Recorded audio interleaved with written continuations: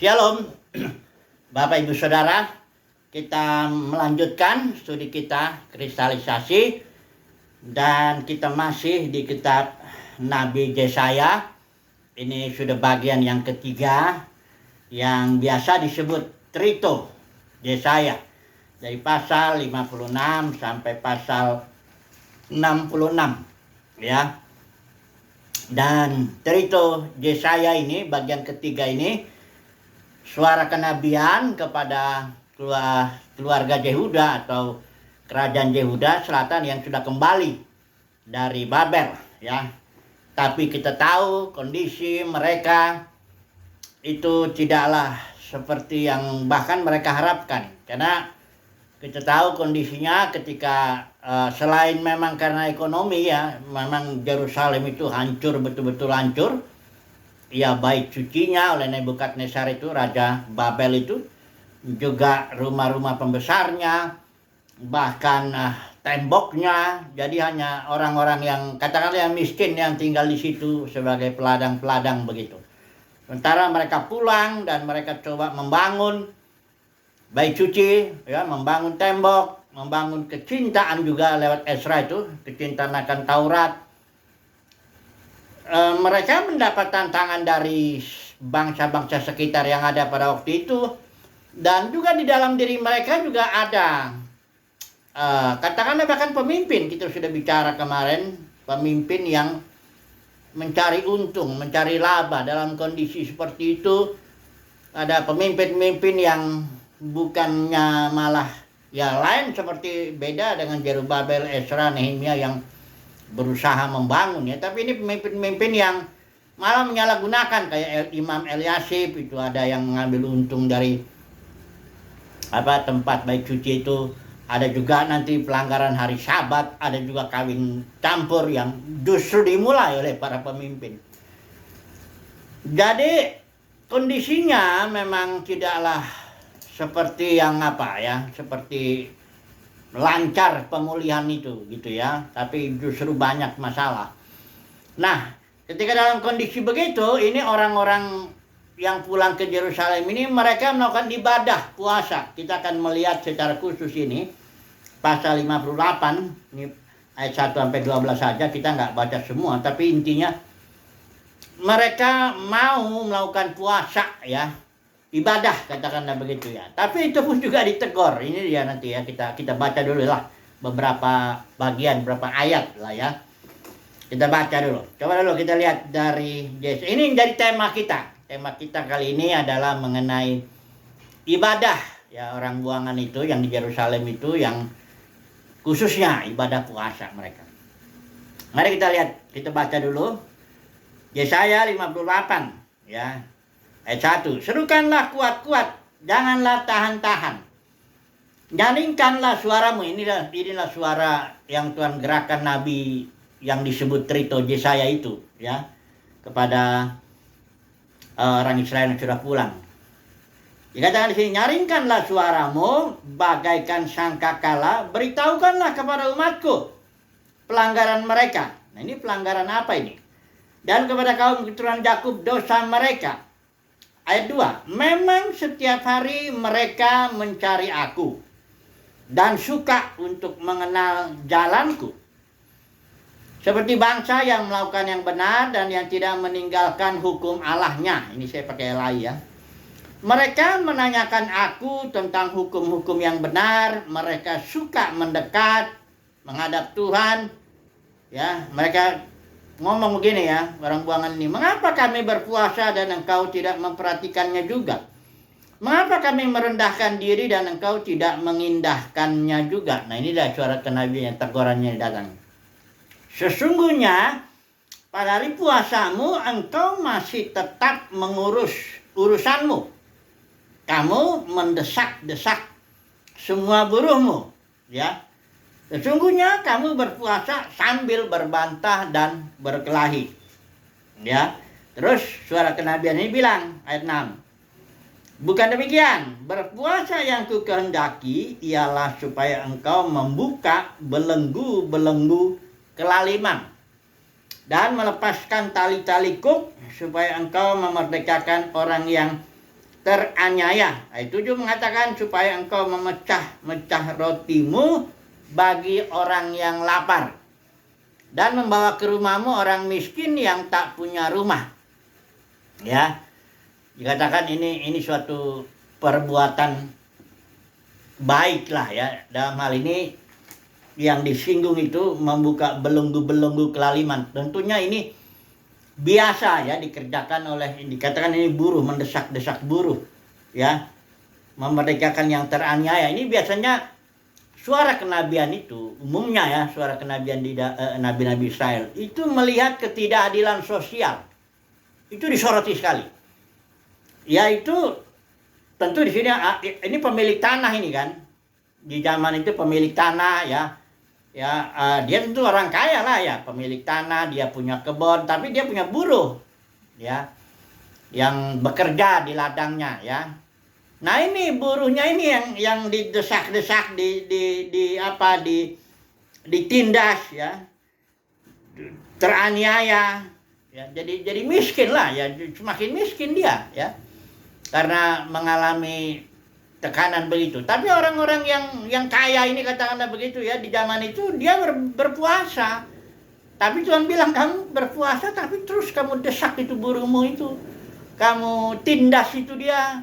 Ya, kalau surat Yakobus bilang itu juga surat Yakobus itu suara kenabian untuk ketimpangan, ketidakadilan sosial itu. Jadi di antara umat Tuhan ini, makanya saudaraku lihat bedanya ya.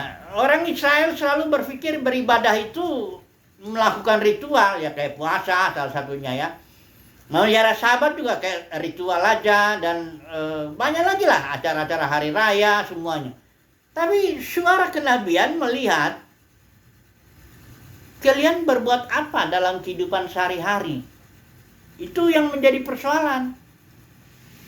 Kehidupan sehari-harinya atau apa menindas buruhmu ya, kalau dia punya buruh ya, orang-orang kaya tentunya ini. Jadi yang ditegur ini ya orang kayanya ya. Kalau orang miskin udah tertindas, sudah susah, makan pun susah, dia mau apa lagi. Jadi ketidakadilan sosial ini yang menjadi sorotan suara kenabian di sini ya. Sehingga walaupun umat Tuhan itu dia puasa, melakukan ibadah, ya tetap ditegur. Mereka ditegur bukan sedang mencuri, sedang merampok, tapi sedang beribadah. Cuma ibadahnya itu, ini konsep ibadahnya ini akan nanti saya terapkan di dalam kehidupan kita sehari-hari. Dalam konteks kita saat ini ya, konteks yang baru. Ibadahnya mereka itu ya ritualnya dijalankan, ya ibadah puasa yang memelihara hari-hari tertentu atau bagaimana lah. Tapi suara kenabian melihat enggak itu. Yang dilihat bagaimana kehidupan kalian sehari-hari. Apakah kalian menjalankan keadilan? Ya. Orang lapar kalian kasih makan, kalau kalian punya lebih. Makanya gereja mula-mula tuh ketika Roh Kudus itu turun, tercurah. Itu yang pertama tersentuh tuh soal duit, soal ini loh. Soal ketidakadilan. Tanda kutip ya, karena di zaman itu ada banyak orang punya 2 rumah, punya 2 ladang, atau punya apa lebih. Yang lain ada yang kekurangan, janda-janda, orang miskin dan sebagainya, yatim piatu. Nah itu langsung langsung terjadi apa? Kebangunan rohani itu tandanya yaitu keadilan itu langsung dinyatakan. Yang punya uang ladang 2 langsung kasih, itu enggak disuruh-suruh, yang kali paksa-paksa kasih perpuluhan, kasih buah sulung. Enggak begitu, itu malah bukan kebangunan rohani, itu malah penindasan itu. Ya, paksa-paksa orang udah susah, dipaksa lagi, ada yang malah didatangin untuk bayar perpuluhan dan sebagainya. Bukan begitu. Ketika pencurahan Roh Kudus di hari Pentakosta itu, yang pertama yang nyata ya tentu mereka berbahasa itu juga ya, berbahasa yang mereka nggak tahu bahasanya, tapi orang lain yang dengar itu tahu. Mereka juga berani beritakan firman Tuhan, ya itu pun tanda juga ya. Tapi yang paling jelas itu kelihatan juga kalau ketidakadilannya itu langsung ketidakadilan langsung diselesaikanlah di situ. Dan bahkan gereja untuk selanjutnya pun tetap begitu sepanjang Roh Kudus masih menjadi pemimpin gereja mula-mula. Karena sebentar nanti kemudian sudah ada para pemimpin yang merampas otoritas Roh Kudus ya. Dia mulai bangun denominasi-denominasi, memecah-mecah tubuh yang tadinya organisme jadi ribuan organisasi. Itu udah lain lagi. Nanti kita lihatlah ininya ya. Jadi ketika suara kenabian ini datang kepada ibadahnya mereka itu di zaman Trito Yesaya ini, itu ketidakadilan lah, itu diutamakan. Dilihatlah kehidupan sehari-hari kamu adil nggak, itu aja. Kalau soal puasa, soal makan ritual, perayaan-perayaan, ya Tuhan nggak lihat itu aja, malah lebih bagus lah menjalankan keadilan dalam kehidupan sehari-hari daripada ritual-ritual atau menindas. Ya, jadi, nah mari kita sekarang coba terapkan dulu. Jadi konsep ibadah ini sebenarnya ini lebih tepat judul tema kita ini konsep ibadah. Kalau orang-orang Trito Yesaya ini di zaman itu dia pikir konsep ibadah ya saya melakukan peraturan. Pertama ya dalam hal ini dia puasa, nanti ada lagi pelihara Sabat, ada lagi nanti hari-hari raya, sunat dan sebagainya. Peraturan yang mereka pikir itu ibadah. Enggak, suara kenabian justru enggak lihat itu. Itu boleh saja dilakukan kan, itu memang aturan. Tapi bagaimana kehidupanmu sehari-hari? Ada keadilan atau tidak? Ini dulu keadilannya ini nih, yang paling disoroti lah katakan begitu ya. Karena Tuhan sangat memperhatikan orang-orang yang tersingkir, yang tertindas ya. Orang-orang miskin, ya orang-orang susah di antara umat Tuhan itu, janda-janda, itu sangat diperhatikan sekali oleh Tuhan, ya. Jadi beda ya kita lihatnya. Oke lah, coba dulu kita lihat ibadah, konsep ibadahnya orang Farisi ini yang di zaman Yesus. Ya. Coba dulu kita lihatlah perbedaan-perbedaan itu, ibadah itu, ya. Di zaman itu baik suci itu tentu seperti biasa, aturannya kan setiap orang Israel 3 kali setahun, 3 kali ya dalam 1 tahun, harus datang ke Yerusalem untuk ikutin perayaan Paskah, Pentakosta, dan Tabernakel, Pondok Daun. Itu aturan. Belum lagi nanti aturannya untuk mempersembahkan korban. Bisa lembu, bisa domba, kambing, atau apa yang lain. Ada aturan-aturan itu ya, banyak. Kalau orang Farisi sampai bikin aturan-aturan itu 613 aturan dalam ibadah dalam itu ya. Peraturan ibadah. Hari Sabat pun dibikin aturan, kalau enggak bawa tikar pun enggak boleh dan sebagainya ya. Tapi Yesus waktu datang ke Bait Suci ya, ketika itu sedang melakukan ritual ya. Karena begini ya, orang yang datang dari diaspora dari luar Yerusalem kan dia nggak bisa bawa kambing, bawa lembu, kan repot ya. Jadi mereka hanya bawa uang aja. Untuk nanti ditukar dulu uangnya, nanti dibelilah hewan korban di dalam Bait Suci. Nah, di sinilah terjadi ya penyamun. Yesus bilang itu engkau menjadikan rumah Bapakku, Bait Suci itu khususnya konteks itu, menjadi sarang penyamun. Karena kenapa? Karena berlomba-lombalah orang para pemimpin ini mencari laba, mencari untung dari ibadah itu. Caranya dengan menjual kambing, domba, lembu apa semua lebih mahal daripada yang dijual di pasar di luar. Karena mereka jualannya di situ, di Bait Suci itu, di pelatarannya. Money changernya, uang dua tukarnya di situ juga. Ya. Jadi ibadah itu sebelum datang Yesus nggak ada yang melihat apapun. Mereka menganggap itu normal lah, biasa kok ya. Memang begitu. Tukar dulu uangnya, nanti beli di sini ya, sudah dipotong. Ada aturannya juga caranya. Darahnya begini bagian semuanya diikutin. Nggak ada masalah ya. Nggak ada masalah lah ya. Sebelum Yesus datang. Ketika Yesus datang, dia melihat, nah ini persoalannya. konsep ibadah orang Farisi ahli Taurat itu karena dia berpikir yang penting jalanin aturan aja, legal aturannya begitu ya kita jalanin, ya. Tapi kalau Yesus melihatnya bukan soal kau menjalankan aturan. Soalnya di sini terjadi apa ini? Ini dagang ini penyamun cari untung kamu di sini. Nah, itu yang makanya Yesus ditebalikin itu money changer uang meja penukar uang itu. Bikin dia cambuk untuk bikin rusuh lah. Sehingga orang banyak pun kaget, barangkali murid-muridnya pun kaget juga, kok kenapa Yesus marah dengan kondisi seperti itu. Karena masalahnya orang banyak maupun orang Farisi nggak melihat.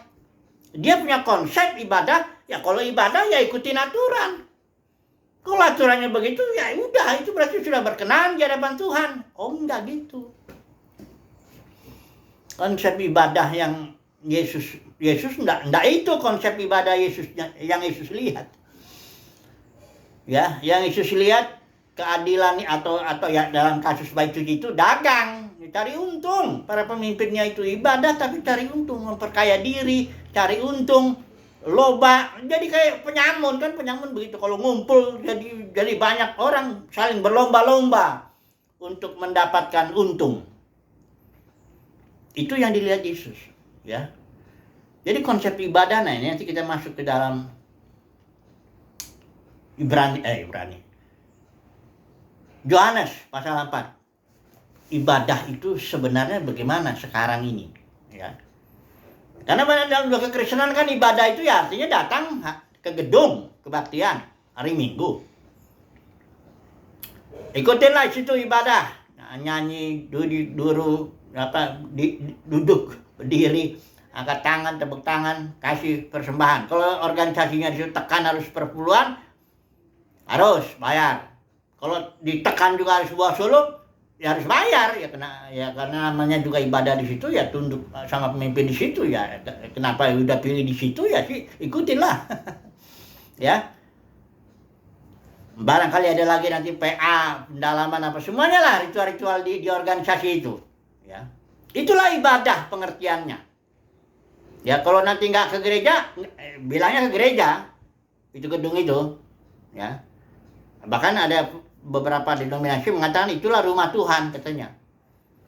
Datang ke rumah Tuhan, ya sudah datang. Ya. Pokoknya pengertiannya begitu. Saya mau bicara ini sekarang pengertian Tuhan Yesus atau pengertian yang Yesus kasih tahu kepada kita. Ibadah itu sebenarnya yang gimana? Ya, oke, kita kan ingin beribadah dan berkenan di hadapan Tuhan, walaupun kita belum sempurna dalam mengikutinya. Tapi kita juga nggak mau mengikuti ritual-ritual, duduk berdiri, toto. Tuhan bilang aku nggak berkenan dengan cara yang begini, kan begitu. Ya kita nggak mau. Kita ingin tahu ibadah itu menurut Alkitab itu apa? Konteks Perjanjian Baru ya, bukan ibadah konteks Perjanjian Lama yang korban-korban itu, bukan itu dulu. Ya, coba dulu kita lihat. Yohanes 4. Ini cerita tentang perempuan Samaria ini dengan Tuhan Yesus itu. Ya. Intinya tuh langsung begini ya. 20. Tiba-tiba si perempuan ini jadi bicara soal penyembahan, menyembah, soal ibadah lah ya. Tadinya dibicara soal air ya, air hidup ya. Kita nggak bahas yang di sini, kita bahas yang di sini aja. Ayat 20 ya. Para leluhur kami menyembah di gunung ini, Gunung Gerizim. Itu kalau orang Samaria itu sebenarnya bukan orang Yahudi asli. Itu orang yang dari berbagai bangsa itu dibawa ke situ ya. Tapi karena mereka pada itu kasusnya diserang oleh singa-singa atau apa, jadi harus ikutin hukum beribadah Allah di tempat itu. Nah, datanglah orang Yahudi untuk mengajari mereka. Mereka ibadah menurut hukum Taurat, tapi juga ibadah menurut ilah-ilah mereka dari bangsa-bangsa mereka berasal. Nah, ini dia orang Samaria, makanya orang Yahudi enggak bergaul dengan orang Samaria. Mereka anggap itu bukan asli Yahudi kok. Nah, ini orang Samaria ini, perempuan ini, mereka kalau beribadah di Gunung Gerizim. Ya, dengan ritual-ritualnya di sana. Tapi orang Yahudi bilang, enggak, ibadah itu mesti di Yerusalem. Memang buat orang Yahudi ya memang di situ. Karena nama Tuhan ditaruh Tuhan di Yerusalem. Secara khusus bait sucinya itu yang dibangun Daud itu, Bukit Sion. Kota Sion.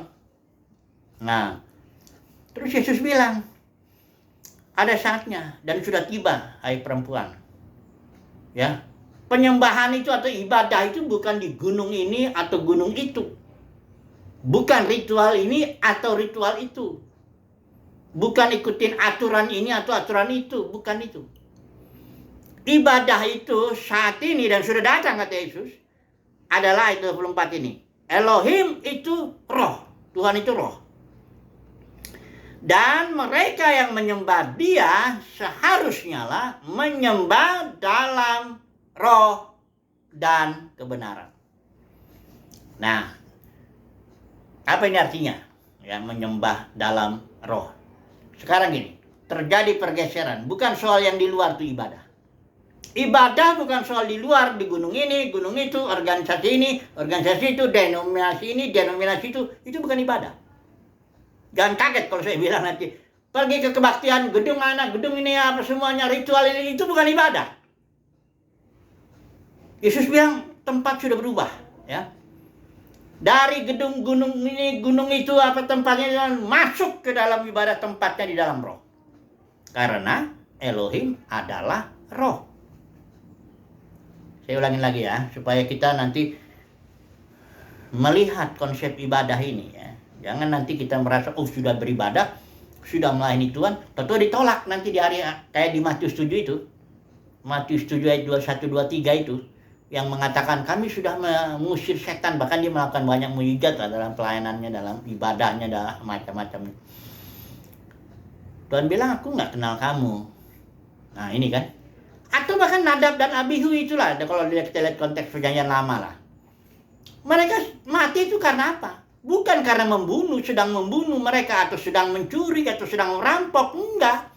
Nadab Abihu itu sedang melakukan ibadah, cuma yang dia melakukannya mempersembahkan api yang asing, yang beda. Bukan konsep Tuhan, bukan cara Tuhan. Dia mempersembahkan maunya dia. Mati. Ya kalau sekarang nggak begitu. Kalau di zaman ini salah ibadah masih dibiarin. Tapi kan nanti firman Tuhan mengatakan kita tidak ada sesuatu yang tertutup yang nggak dibukakan. Akhirnya kan akan dibukakan juga. Kita semua kata Paulus akan menghadap tahta pengadilan Kristus untuk mempertanggungjawabkan termasuk ibadah kita ini. Konsepnya itu termasuk itu yang akan kita pertanggungjawabkan. Jelas kita bilang karena Elohim itu adalah roh, dia ibadah itu bukan soal tempat lagi, bukan soal ritual lagi, bukan soal organisasi lagi. Bukan soal aturan-aturan agamawi lagi. Bukan itu. Walaupun para pemimpin denominasi itu suka bikin aturan agamawi sesuai dengan yang mereka, sesuai alirannya, sesuai doktrinnya, teologinya, ya beda-beda. Ya. Bukan itu. Ibadah kalau gitu apa? Tempatnya di mana? Roh. Tempatnya di sini. Ibadah itu tempatnya dalam batin. Karena Elohim itu adanya di sini. Di dalam batin. Elohim adalah roh. Ya. Jadi bagaimana batin kita ini di hadapan Tuhan? Itulah kita ibadah kita. Dia bilang di sini, menyembah dalam roh dan kebenaran. Kebenaran itu istilahnya reality. Ya, reality itu artinya realita, itu artinya apa adanya sesuatu. Bukan lagi simbol. Bukan lagi ritual. Bukan lagi kredo-kredo. Tapi sudah realitanya daripada semuanya itu apa? Nah, realita daripada semuanya itulah dia dalam roh batin. Kalau gedung kebaktian itu atau bait suci itu kan hanya simbol. Perayaan-perayaan simbol. Aturannya pun simbol. Semuanya simbol itu. Kalau saya juga katakan pasal 2 ayat 17. Ya, baik semuanya perayaan ini. Itu semuanya adalah simbol. Realitanya adalah Kristus. Dan Kristus ada di dalam batin. Christ in you, the hope of glory. Jadi kemuliaannya ataupun realitanya ibadah itu untuk konteks sekarang itu adalah di dalam batin. Batinia. Nah, saya saya ambil dulu. Kenapa sekarang ibadah dalam dunia kekristenan menjadi tidak lagi dalam roh? Tidak lagi ngikutin pimpinan roh, malah diambil Ibrani 10 ayat 25 itu ayat. Coba saya baca dulu ya. Ibrani 10 ayat 25 ayat apa ya? Istilahnya pamungkas atau apa? Untuk membuat umat Tuhan datang ke sini ya. Nih, perhatikan ini katanya. Ibrani 10 ayat 25. Ini saya pakai yang ini aja ya. Apa LAI. Kalau dalam ILT, dengan tidak mengabaikan pertemuan ibadah kita sendiri sebagaimana kebiasaan beberapa orang, malah sebaliknya dengan semakin saling menasihati sebagaimana kamu melihat harinya sudah semakin dekat. Di sini dikatakan tidak mengabaikan pertemuan ibadah. Nah, ini ayat itu biasanya para pemimpin agama di dalam denominasi umumnya, ayo, jangan meninggalkan rumah Tuhan, jangan meninggalkan ibadah, pertemuan ibadah. Maksudnya itu datang ke gedung gitu loh.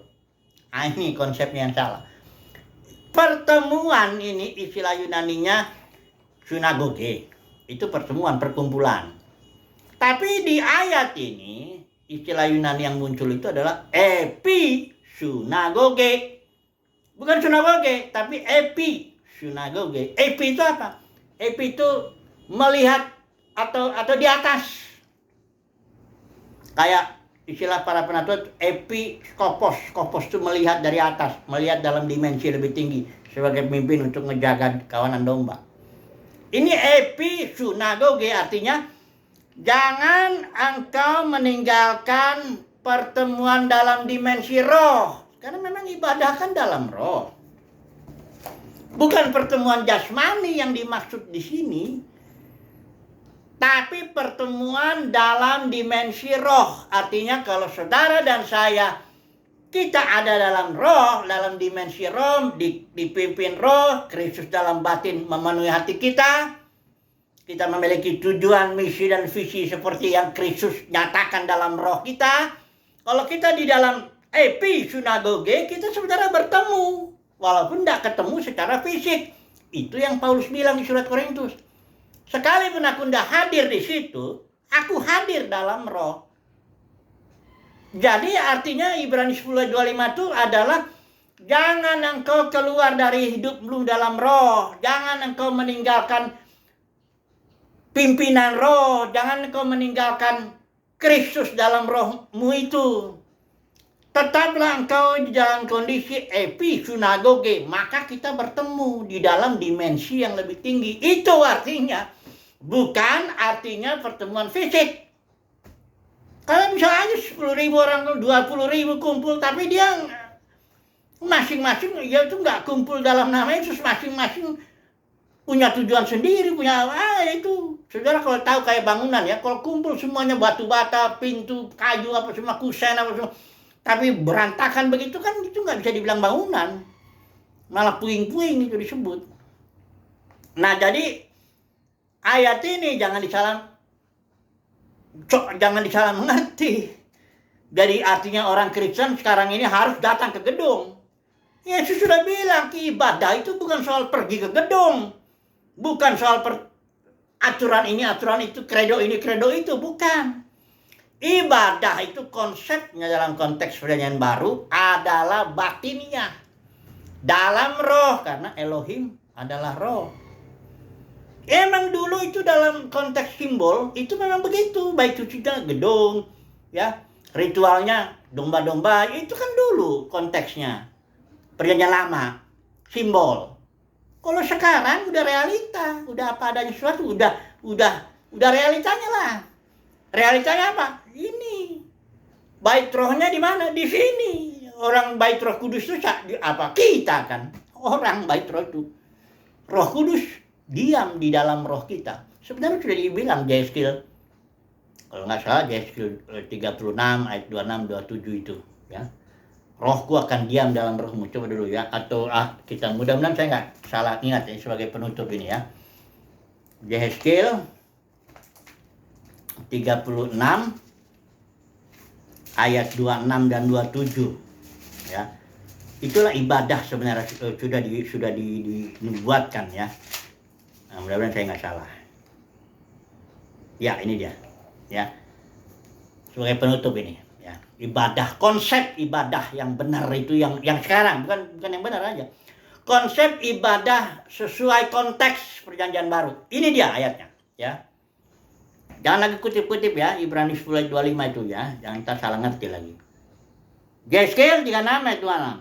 Aku juga akan memberikan kepadamu hati yang baru. Aku akan menaruh roh yang baru di dalam kamu. Dalam batinmu itu aku berikan itu, yang baru. Di 1 ya, ayat 26. Ayat 27, aku akan menaruh rohku, Roh Kudus, di dalam kamu. Dan akan membuat kamu berjalan dalam ketetapan-ketetapanku. Inilah ibadah. Pertama, roh kita dipulihkan. Kita mendapatkan hayat Kristus. Taruh dalam batin, dalam roh. Setelah itu Roh Kudus datang. Dan kita diajarilah. Seperti Rasul Yohanes bilang, engkau nggak perlu diajari siapapun. Karena urapan olesan Roh Kudus itu akan mengajari kamu caranya hidup, caranya bertindak supaya adil, caranya berbisnis, caranya jadi rumah tangga, jadi begitu-gitu. Caranya jadi mahasiswa, jadi ini. Itu diatur. Itulah ibadah. Puji Tuhan lah yang mengerti. Haleluya. Amin.